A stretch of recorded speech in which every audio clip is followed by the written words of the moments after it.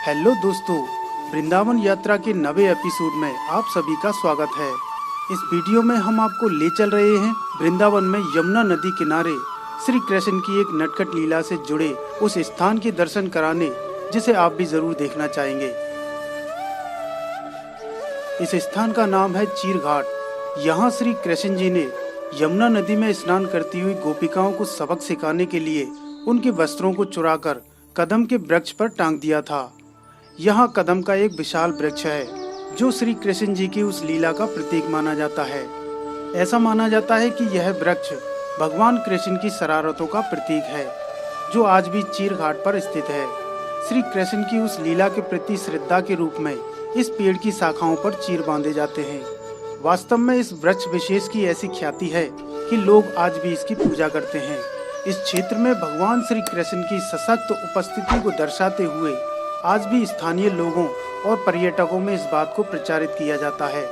इसलिए ब्रज रस या ब्रज का आनंद महत्वपूर्ण माना जाता है। एक शांत स्थल चीर घाट वृंदावन के आध्यात्मिक रस में रस लील होने की एक अच्छी जगह है, क्योंकि यहाँ बैठकर आप नटखट भगवान श्री कृष्ण और उनकी गोपिकाओं के बारे में चिंतन कर सकते हैं।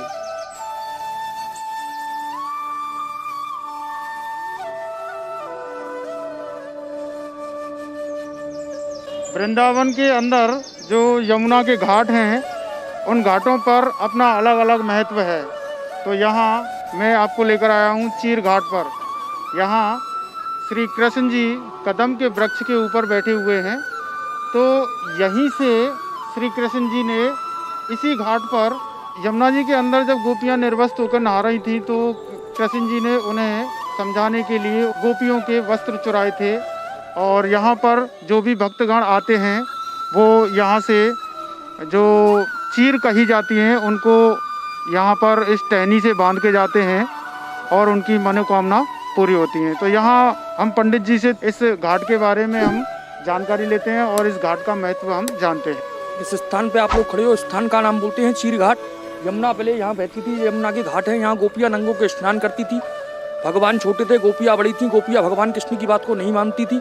भगवान उनको ज्ञान देने के लिए इस कदम के वृक्ष पर कपड़े लेके चढ़ गए। ये वृक्ष है 6000 साल पुराना। पहले यमुना मैया यहाँ घाटों तक बहती थी। इंसान ने कर्म छोड़ दिया है, गंगा यमुना ने घाट छोड़ दिया है। गंगा यमुना अपने अपने स्थानों को छोड़ के पीछे चली गई हैं।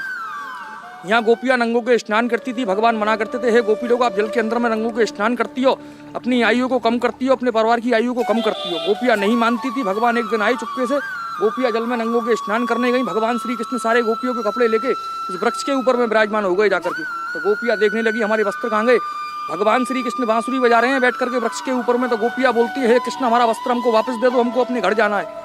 तो भगवान बोलने लगे, आप जल के अंदर से बाहर निकल के आइए, एक एक करके अपना वस्त्र लेकर के चले जाइए, मेरे को नहीं मालूम कौन सा वस्त्र है।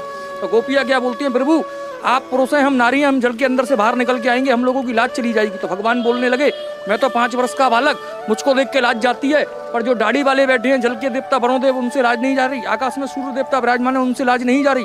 गोपियाँ अज्ञान थी। जब गोपियों को ज्ञान हुआ है, तो भगवान को यहाँ गोपियों ने वस्त्र का दान दिया है। तभी से यहाँ गोपियों ने भगवान को कृष्ण रूप, पति रूप में चाहा है। कृष्ण भगवान को हर गोपिया की ये तमन्ना थी, 16,108 गोपियाँ थी कि कृष्ण हमको पति रूप में प्राप्त हो। इसीलिए यहाँ वस्त्र का दान किया जाता है। सब जगह आप लोग दर्शन करने के लिए जाएंगे, कहीं भी तीर्थ में आप जाएंगे तो सारी जगह पुरुष लोगों का काम है। पूरे विश्व के अंदर में एक स्थान ऐसा है, यहाँ माता बहनें वस्त्र का दान करती हैं। किस लिए करती हैं कि जैसे महाभारत के अंदर में आपने द्रौपदी की लाज को बचाया, ऐसे ही प्रभु मेरे पे कभी संकट आए तो मेरे परिवार की लाज को बचा के रखना। कहीं सोना दान, कहीं चांदी दान, कहीं अन्न दान। यहाँ भगवान को वस्त्र का दान है। जो बोलते हैं आग लगे नहीं चोरी होए, अन्न वस्त्र बहुत राहु। एक बार प्रेम से बोलो, राधा रानी की, यमुना मैया की। तो अभी पंडित जी ने हमें यहाँ का महत्व बताया। तो पंडित जी, ये मुझे दिखाई दे रहा है, ये जो इमारत है, इसमें से भी कुछ वृक्ष नजर आ रहे हैं, वृक्ष की टहनियाँ नजर आ रही हैं। ये इसी का बच्चा है, अपने आप ही इस पे बीज उधर दिखाइए। हाँ, इसी 100 साल पुराना बच्चा है इसी का। इस पे से बीज उड़ करके चला गया वृक्ष पे से। तो वो बुर्जी के अंदर से ही प्रकट हुआ है। ये नीचे नहीं है, ऊपर ही ऊपर है। ये भी कदम का वृक्ष है। हाँ, ये इसी का बच्चा है। अभी सावन का महीना आएगा ना, तो इसमें ना तो कोई पानी देता है, ना कोई कुछ करता है, अपने आप ही कुदरती हरा भरा हो जाएगा। इस वृक्ष को पानी लगेगा, वो वृक्ष अपने आप ही हरा भरा हो जाएगा। तो इसमें जड़ वगैरह कुछ भी नहीं है? नहीं, ये ऊपर ही ऊपर है। केवल बुर्जियों को फाड़ करके ऊपर ही ऊपर निकल गया ये वृक्ष। तो इसमें ये जो इमारत है, इस इमारत के ऊपर आपको एक वृक्ष की टहनी नज़र आ रही है। ये इसकी बताया जाता है इसकी कोई जड़ वगैरह नहीं है, फिर भी ये इसी वृक्ष का एक हिस्सा है। जो ये वृक्ष हरा होता है पीछे वाला, तब उसके साथ में ये वृक्ष भी हरा हो जाता है।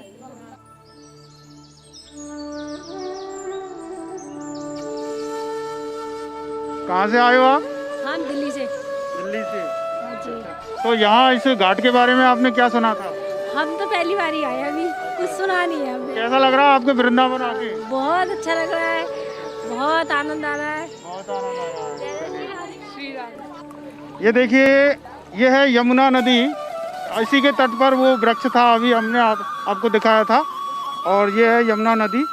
ये चीर घाट है।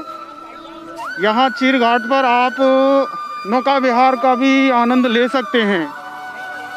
मैंने आपको पिछले वीडियो में बताया था, वृंदावन जब आप आते हो तो कितना चार्ज लगता है नौका विहार का। तो इस तरह से आप यहाँ देख सकते हैं, हर एक घाट पर आपको नौका विहार करने को मिल जाती है। तो हम कुछ भैया से बात करते हैं, यहाँ कितना चार्ज ये लोग लेते हैं। भैया आइए थोड़ा। भैया कितना चार्ज लेते हैं इसका, नाव का? बहुत सस्ता चार्ज है, 20 रुपये सवारी है, सामने पार का आना जाना। अच्छा, अगर आप आर पार जाना चाहते हैं, यहाँ यमुना नदी क्रॉस करना चाहते हैं तो 20 रुपये आपको चार्ज लगेगा। और भैया ये सभी घाटों का जो दर्शन कराने के लिए? सभी घाटों का 250 रुपये लगते हैं एक सवारी का। एक सवारी का 250 रुपये के लगभग ये लोग यहाँ लेते हैं।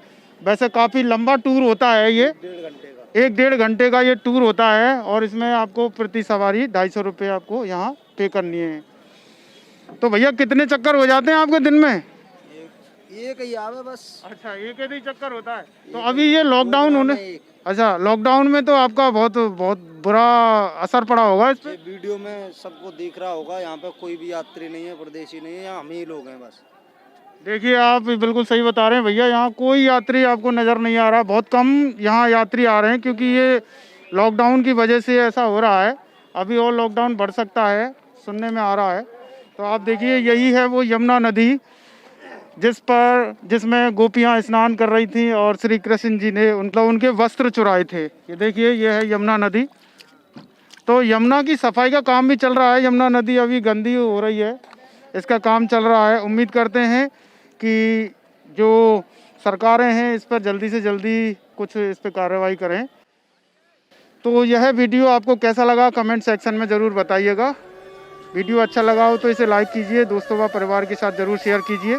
बने रहिए मेरे साथ, चैनल को सब्सक्राइब कीजिए और घंटी वाला बटन दबाकर नोटिफिकेशन ऑन कीजिए, जिससे मेरे आने वाले वीडियो की सूचना आप तक सबसे पहले पहुंच सके। तो मिलते हैं अगले वीडियो में। जय श्री राधे कृष्णा।